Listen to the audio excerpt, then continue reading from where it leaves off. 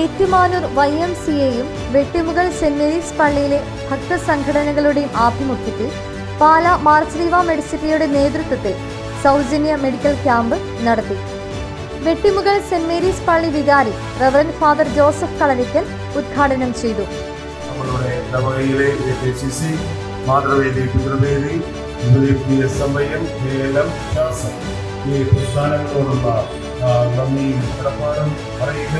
YMCA president Saji James Thekkekottaram അധ്യക്ഷത വഹിച്ചു.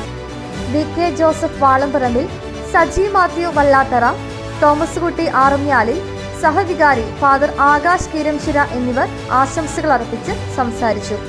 Cardiology, pulmonary, general medicine വിഭാഗം തുടങ്ങിയവയിൽ പാലാ മാർസ്ലീവ മെഡിസിറ്റിയിലെ വിദഗ്ധ ഡോക്ടർമാർ രോഗികളെ പരിശോധിച്ചു.